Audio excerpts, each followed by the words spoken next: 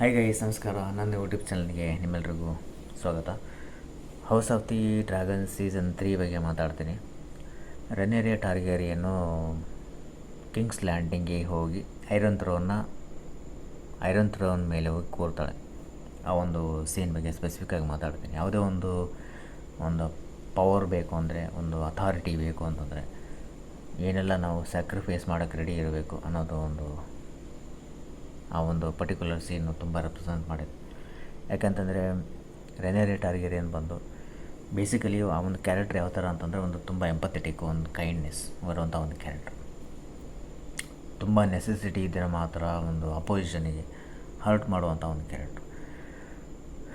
ನಿಮಗೆ ಗೊತ್ತಿರೋ ಹಾಗೆ ಈ ಒಂದು ಪರ್ಟಿಕ್ಯುಲರ್ ಸೀಸನ್ 1, 2, 3 ಎಲ್ಲ ಅಬ್ಸರ್ವ್ ಮಾಡಿಕೊಂಡಾಗ ಈ ಒಂದು ಪರ್ಟಿಕ್ಯುಲರ್ ರೆನೇರಿಯಾ ಕ್ಯಾರೆಕ್ಟರ್ ಅಂತ ಬಂದಾಗ ಆಪೋಸಿಷನ್ ಕೂಡ ಒಂದು ಎಂಪತಿ, ಕೈಂಡ್ನೆಸ್ ತೋರಿಸೋದು ಒಂದು ಕ್ಯಾರೆಕ್ಟರ್. ಫುಡ್ ಇಲ್ಲದಿರೋ ಟೈಮಲ್ಲಿ ಕಿಂಗ್ಸ್ ಲ್ಯಾಂಡಿಂಗಿಗೆ ಫುಡ್ ತಂದುಕೊಟ್ಟು, ಅಂದರೆ ಥ್ರೂ ಶಿಪ್ಸ್ ಮೂಲಕ ಅವಳು ತನ್ನ ಒಂದು ಕೈಂಡ್ನೆಸ್ನ ರೆಪ್ರೆಸೆಂಟ್ ಮಾಡ್ತಾರೆ ಒಂದು ಸೀನಲ್ಲಿದೆ. ಸೊ ಹಾಗೆ ಒಂದು when it comes to peace, ಆ ಒಂದು ಪೀಸ್ನ ಮೇಂಟೈನ್ ಮಾಡಬೇಕು ಅಂದರೆ ಇನ್ಸ್ಟೆಡ್ ಆಫ್ ಫೈಟಿಂಗ್ ಅಗೇನಿಸ್ಟ್ ವಾರ್ನ ಒಂದು ಯುದ್ಧ ಮಾಡಿ ಸಾಕಷ್ಟು ಜನ ಸಾಯುವಂಥ ಒಂದು ಹಂತದಲ್ಲಿದ್ದರೂ ಕೂಡ ಅವಳಿಗೆ ಅದು ಇಷ್ಟ ಇರಲ್ಲ. ರೆನೇರಿಯಾ ಟಾರ್ಗೆರಿಯನ್ ಅನ್ನೋ ಒಂದು ವಿಷಯ ಅಂತ ಬಂದಾಗ ಈ ಒಂದು ಪರ್ಟಿಕ್ಯುಲರ್ ಕ್ಯಾರೆಕ್ಟರ್, ರೆನೇರಿಯಾ ಟಾರ್ಗೆರಿಯನ್ ಕ್ಯಾರೆಕ್ಟರ್ ಯಾವ ಥರ ಅಂತಂದರೆ, ಇಟ್ಸ್ ಬೇಸಿಕಲಿ ಯಾವ ಥರ ರೆಪ್ರೆಸೆಂಟ್ ಮಾಡಿದ್ದಾನೆ ಅಂದರೆ, ಒಂದು ಎಂಪತಿ, ಕೈಂಡ್ನೆಸ್ ಇರೋಂಥ ಒಂದು ಕ್ಯಾರೆಕ್ಟರ್. ಅಫ್ಕೋರ್ಸ್ ಆಲಿಸೆಂಟ್ನ ಅಪ್ರೋಚ್ ಮಾಡ್ತಾಳೆ. ಯಾಕೆ ಅಪ್ರೋಚ್ ಮಾಡ್ತಾಳೆ ಅಂತಂದರೆ, ನಾವು ಒಂದು ಪೀಸ್ನ ಥರನ, ನಮಗೆ ಯುದ್ಧ ಬೇಡ. ಅಫ್ಕೋರ್ಸ್ ಆ ಒಂದು ಪರ್ಟಿಕ್ಯುಲರ್ ಸಿಚುವೇಷನೆಲ್ಲ ಅವಳ ಹತ್ರ ಡ್ರ್ಯಾಗನ್ಸ್ ಇರೋಲ್ಲ, ಪ್ರಿಪೇರ್ ಮಾಡ್ತಾ ಇರ್ತಾರೆ, ಡ್ರ್ಯಾಗನ್ ರೈಡರ್ಸ್ ಇರೋಲ್ಲ. ಬಟ್ ಆದ್ರೂ ಆಲಿಸೆಂಟ್ ಸೈಡಿಂದ ಅವಳಿಗೂ ಒಂದು ಸ್ಟ್ರಾಂಗು ಒಂದು ಬೇಸ್ ಸಿಕ್ಕಿರುತ್ತೆ, ಏಮಂಡ್. ಸೊ ಒಂದು ಸ್ಟ್ರಾಂಗ್ ಸಪೋರ್ಟಿವ್ ಸಿಸ್ಟಮ್ ಇರುತ್ತೆ. ಬಟ್ ಆದರೆ ಆ ಒಂದು ಪರ್ಟಿಕ್ಯುಲರ್ ಸಿಚುವೇಷನಲ್ಲಿ ರೆನೇರಿಯಾ ಇರೋಲ್ಲ. ಬಟ್ ಈ ಒಂದು ಪ್ರೊಸೀಜರಲ್ಲಿ ರೆನೇರಿಯಾ ಅವರಿಬ್ಬರು ಮಕ್ಕಳನ್ನು ಕಳ್ಕೊಳ್ತಾರೆ ಅಂದರೆ ಅದೊಂದು ಪ್ರೊಸೆಸ್. ಆ ಒಂದು ಡಿವೈಡ್ ಆದಾಗ, ಆಲಿಸೆಂಟ್ ಆ್ಯಂಡ್ ರೆನೇರಿಯಾ ಡಿವೈಡ್ ಆದಾಗ, ಅಫ್ಕೋರ್ಸ್ ರೆನೇರಿಯಾ ಕಿಂಗ್ಸ್ ಲ್ಯಾಂಡಿಂಗಿಂದ ಡ್ರ್ಯಾಗನ್ ಸ್ಟೋನ್ಗೆ ಹೋಗಿ ಅಲ್ಲಿ ತನ್ನ ಒಂದು ಅಸ್ತಿತ್ವನ ಕಂಡಿಡ್ಕೊಳ್ತಾಳೆ. ಬಟ್ ಆ ಒಂದು ಅಸ್ತಿತ್ವ ಅದು ಅಲ್ಲಿಗೆ ಮಾತ್ರ ಸೀಮಿತವಾಗಿರುತ್ತೆ, ಆ ಡ್ರ್ಯಾಗನ್ ಸ್ಟೋನಿಗೆ. ಬಿಕಾಸ್ ಕಿಂಗ್ಸ್ ಲ್ಯಾಂಡಿಂಗಲ್ಲಿ ಕಿಂಗ್ಸ್ ಲ್ಯಾಂಡಿಂಗ್ ಅಂತ ಬಂದಾಗ ಇಟ್ ಈಸ್ ಒಂದು ಅಫಿಷಿಯಲ್ ಕನ್ಫರ್ಮೇಷನ್. ಒಂದು ಇಡೀ 7 ಕಿಂಗ್ಡಮ್ಸಿಗೆ ಆ ಒಂದು ಕಿಂಗ್ಸ್ ಲ್ಯಾಂಡಿಂಗಲ್ಲಿರೋ ಒಂದು ಐರನ್ ಥ್ರೋನ್ ಮೇಲೆ ಕೂತ್ಕೊಂಡಾಗ ಮಾತ್ರ ಅದನ್ನು ಒಂದು ಅಫಿಷಿಯಲಿ ಇನ್ ದ ಸೆನ್ಸ್ ಅದನ್ನು ಎಲ್ಲರ ಒಂದು ಸಮ್ಮುಖದಲ್ಲಿ ಒಪ್ಕೊಂಡಾಗ ಮಾತ್ರ ರೆನೇರಿಯಾ ಆ ಒಂದು ಐರನ್ ಥ್ರೋನ್ ಮೇಲೆ ಕೂರುವಂಥ ಒಂದು ಯೋಗ್ಯತೆ ಇರುವಂಥ ಒಂದು ಕ್ವೀನ್ ಅಂತ ಒಂದು ಕಾಣಿಸ್ಬೋದು. ಬಟ್ ಇಲ್ಲಿ ಏನಾಗುತ್ತೆ ಅಂದರೆ, ಪರ್ಟಿಕ್ಯುಲರ್ ಸೀಸನ್ 3ಯಲ್ಲಿ ಒಂದು ಸೀನಲ್ಲಿ ರೆನೇರಿಯಾ ಕಿಂಗ್ಸ್ ಲ್ಯಾಂಡಿಂಗ್ ಬರ್ತಾಳೆ. ಅದು ಏನು, ಆಲಿಸೆಂಟ್ ಜೊತೆ ಅಗ್ರಿಮೆಂಟ್ ಮಾಡ್ಕೊಂಡಿರ್ತಾಳೆ, ನಾನು ಅಲ್ಲಿ ಎಂಟ್ರಿ ಆಗ್ತೀನಿ, ಬಟ್ ನೀನು ಅದಕ್ಕೆ ಅವಕಾಶ ಮಾಡಿಕೊಡಬೇಕು, ಯಾವುದೇ ಒಂದು ಯುದ್ಧ, ಯಾವುದೋ ಒಂದು ಫೈಟ್ ಇಲ್ಲದೆ ಮಾಡಿಕೊಡ್ಬೇಕು ಅಂತ. ಬಿಕಾಸ್ ಐ ವಾಂಟ್ ಪೀಸ್ ಅನ್ನೋ ಒಂದು ಕಾರಣಕ್ಕೆ. ಅಫ್ಕೋರ್ಸ್ ಕಿಂಗ್ಸ್ ಲ್ಯಾಂಡಿಂಗ್ ರಿಟರ್ನ್ ಬರ್ತಾಳೆ with her dragons, with Daemon. Of course Daemon Targaryen support ತೊಗೊಂಡ್ಬರ್ತಾಳೆ.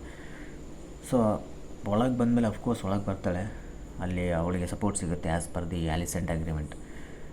ಬಂದಾಗ ಒಳಗಡೆ ಅಬ್ವಿಯಸ್ಲಿ ಅಲ್ಲಿ ಅವಳ ಒಳಗಡೆ ಇರುವಂಥ ಒಂದು ಇನ್ಸ್ಟಿಂಕ್ಟ್ಸ್ ಏನಿರುತ್ತಲ್ಲ, ಇನ್ಸ್ಟಿಂಕ್ಟ್ಸ್ ಇನ್ ದ ಸೆನ್ಸ್ ಅವಳ ಒಂದು ಕ್ಯಾರೆಕ್ಟರ್ ಬೇಸಿಕಲಿ ಆ್ಯಸ್ ಒಂದು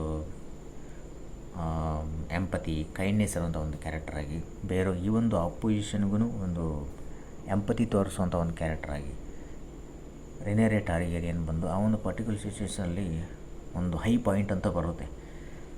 ಒಟ್ಟು ಹೈಟ್ ಅವ್ರನ್ನ ಸಾಯಿಸುವಂಥ ಒಂದು ಟೈಮ್ ಬರುತ್ತೆ, ಅವನ ಒಂದು ಶೇರನ್ನು ತೆಗಿಬೇಕು ಅನ್ನೋ ಒಂದು ಪಾಯಿಂಟ್ ಅಂತ ಬಂದಾಗ. ಬಿಕಾಸ್ ಅದಕ್ಕೆ ರೀಸನ್ ಏನು ಅಂತಂದರೆ, ಅವರ ತಂದೆ ವಿಸೆರಿಯಸ್ ಟಾರ್ಗೆರಿಯನ್ ಸಾಯೋ ಟೈಮಲ್ಲಿ ಏನಾಗುತ್ತೆ, ಆ್ಯಕ್ಚುಲಿ ಹೇಳ್ಬೇಕಂದ್ರೆ ರಿಯಲಾಗಿ ವಿಸೆರಿಯಸ್ ಟಾರ್ಗೆರಿಯನ್ ಬಂದು ಏಗನ್ನೇ ಕಿಂಗ್ ಆಗಬೇಕು ಅಂತ ಹೇಳ್ತಾರೆ ಸಾಯೋಕ್ಕಿಂತ ಮುಂಚೆ. ಬಟ್ ಆದರೆ as per the ice and ಫೈರ್ನ ಒಂದು ಇದರ ಪ್ರಕಾರ, ಸ್ಟೋರಿಯ ಪ್ರಕಾರ, ಅದು ಎಲ್ಲೊಂದು ಕಡೆ ಕನ್ಫ್ಯೂಷನ್ಸ್ ಕ್ರಿಯೇಟ್ ಆಗಿರುತ್ತೆ because between the Rhaenyra and Alicent. So ಇಲ್ಲಿ ಈ ಒಂದು ಪರ್ಟಿಕ್ಯುಲರ್ ಸಿಚುವೇಷನ್ ಅಂತ ಬಂದಾಗ ಅಫ್ಕೋರ್ಸ್ ಈವನ್ ರೆನೇರಿಯಾ ಕೂಡ ಮಿಸ್ಅಂಡರ್ಸ್ಟ್ಯಾಂಡ್ ಮಾಡ್ಕೊಳ್ತಾರೆ ಬಿಕಾಸ್ ಆಫ್ ಓಟೋ ಹೈಟವರ್ನ ಒಂದು ಮಗಳು ಆಲಿಸೆಂಟ್. ಸೊ ಇಲ್ಲೇನೋ ಮ್ಯಾನಿಪುಲೇಷನ್ ಆಗಿರ್ಬೋದು. ತನ್ನ ತಂದೆ ಸಾಯೋಕ್ಕಿಂತ ಮುಂಚೆ ರೆನೇರಿಯನೇ ಒಂದು as A true hair next ಯಾರು ಕಂಟಿನ್ಯೂ ಮಾಡ್ತಾರೆ ಆ್ಯಸ್ ಎ 7 ಕಿಂಗ್ಡಮ್ಸ್ ಕ್ವೀನ್ ಅದು. ಸೊ ಹಾಗಾಗಿ ಓಟೋ ಹೇಟ್ ಅವ್ರನ್ನ ಒಂದು ತಲೆನ ತೆಗೆದು ರೆನೇರಿಯಾ ಟಾರ್ಗೆರಿಯನ್ ಆ ಒಂದು ಏನು ಮ್ಯಾಲ್ಪ್ಲೇಷನ್ ಏನಾಗಿರುತ್ತೆ ಅವರ ತಂದೆ ಒಂದು ಸೆರೆಸ್ ಟಾರ್ಗೆರಿಯನ್ ಸಾಯೋ ಟೈಮಲ್ಲಿ ಅವಳಿಗೂ ಕ್ಲಾರಿಟಿ ಇರೋಲ್ಲ ರೆನೇರಿಯಾ ಟಾರ್ಗೆರಿಯನ್ ಏನು ಈ ಒಂದು ಯಾವ ಒಂದು ಸ್ಟೇಟ್ಮೆಂಟ್ ಕೊಟ್ಟು ಅವರ ತಂದೆ ಸತ್ತಿರ್ತಾರೆ ಅಂತ. ಸೊ ಹಾಗಾಗಿ ಆ ಒಂದು ಕಾನ್ಫ್ಲಿಕ್ಟಲ್ಲೇ ಅವಳಿಗೂ ಒಂದು ಏನು ಅಂಡರ್ಸ್ಟ್ಯಾಂಡಿಂಗ್ ಆಗಿರುತ್ತೆ ಏನಂತಂದರೆ ರೆನೇರಿಯಾ ಬಂದು ಮೋಸ್ಟ್ ಪ್ರಾಬಬ್ಲಿ ಇಲ್ಲಿ ಮ್ಯಾನಿಪ್ಯುಲೇಷನ್ ಆಗಿರ್ಬೋದು ಅನ್ನೋ ಒಂದು ಕಾರಣಕ್ಕೆ ಒಟ್ಟು ಹೈಟ್ ಅವ್ರನ್ನ ತಲೆ ತೆಗೆದು ಐರನ್ ಥ್ರೋನ್ ಮೇಲೆ ಕೂರ್ತಾರೆ. ಸೊ ಒಂದು ಯಾವುದಾದ್ರೂ ಒಂದು ಅಥಾರಿಟಿ ಬೇಕು ಅಂತಂದರೆ, ಒಂದು ಪವರ್ ಬೇಕು ಅಂತಂದರೆ ಇದು ಎಲ್ರಿಗೂ ಅಪ್ಲಿಕೇಬಲ್ ಆಗುತ್ತೆ ಅಫ್ಕೋರ್ಸ್. ಯಾಕಂತಂದರೆ ಆ ಒಂದು ಕಂಫರ್ಟ್ ಝೋನಿಂದ ಹೊರಗೆ ಬರಬೇಕು. ಆ ಒಂದು ಒಳಗಡೆ ಇರುವಂಥ ಒಂದು ಇಂಟರ್ನಲ್ ವೀಕ್ನೆಸ್ ಏನಿರ್ತವೆ ಆ ಒಂದು of course empathy kindness is strong character. But ಕೆಲವೊಂದು ಸಿಚುವೇಷನ್ಸಲ್ಲಿ ನಾವು ತುಂಬ ಬೋಲ್ಡ್ ಆಗಿರಬೇಕಾಗಿರುತ್ತೆ. ಆ ಒಂದು ಅಥಾರಿಟಿ, ಆ ಒಂದು ಪವರ್ಫುಲ್ ಪೊಸಿಷನ್ ಬೇಕು ಅಂತಂದರೆ. ಸೊ ಆ ಒಂದು ಇದಕ್ಕಂತ ಒಂದು ಪಾಯಿಂಟ್ ಅಂತ ಬಂದಾಗ ಈ ಒಂದು ಪರ್ಟಿಕ್ಯುಲರ್ ಸಿಚುವೇಶನ್, ಆ ಒಂದು ಸೀನ್ ಆಗಿರ್ಬೋದು, ಇಟ್ ಹೈಲೈಟ್ಸ್ ದಟ್ ಆ ಒಂದು ಪೊಲಿಟಿಕಲ್ ಗೇಮ್ಸ್ ಅಂತ ಬಂದಾಗ ನಮ್ಮ ಒಂದು ಒಳಗಿರೋ ವೀಕ್ನೆಸ್ಗಳನ್ನ ನಾವು ವಿನ್ ಆಗಿ ನಾವು ಆ ಪೊಸಿಷನ್ನ ಗೇನ್ ಮಾಡಬೇಕಾಗುತ್ತೆ. ಸೊ ಹೀಗೆ ನಾನು ಅಪ್ಕಮಿಂಗ್ ವಿಡಿಯೋಗಳಲ್ಲಿ ನಾನು ಮಾತಾಡ್ತೀನಿ. ಇನ್ನೂ ತುಂಬ ಮಾತಾಡೋದಿದೆ ಅಫ್ಕೋರ್ಸ್. ಸೀಸನ್ 3 ಆಗಿರ್ಬೋದು, 2 ಆಗಿರ್ಬೋದು, 1 ಆಗಿರ್ಬೋದು, ಹೌಸ್ ಆಫ್ ದಿ ಡ್ರ್ಯಾಗನ್ ತುಂಬ ಮಾತಾಡೋದಿದೆ. ನಾನು ನನ್ನ ಅಪ್ಕಮಿಂಗ್ ವಿಡಿಯೋಗಳಲ್ಲಿ ಅದನ್ನು ನಾನು ಆದಷ್ಟು ಕವರ್ ಮಾಡ್ತೀನಿ ಅಂತ ಹೇಳ್ತಾ ನಾನು ಈ ವಿಡಿಯೋನ ಇಲ್ಲಿಗೆ ಏನು ಮಾಡ್ತಾಯಿದ್ದೀನಿ. ನನ್ನ ವಿಡಿಯೋ ಇಷ್ಟ ಆಗಿದ್ದರೆ ದಯವಿಟ್ಟು ಲೈಕ್ ಮಾಡಿ, ಶೇರ್ ಮಾಡಿ ಅಂತ ಹೇಳ್ತಾ ಈ ವಿಡಿಯೋನಲ್ಲಿ ಮಾಡ್ತಿದ್ದೀನಿ. Thanks for watching.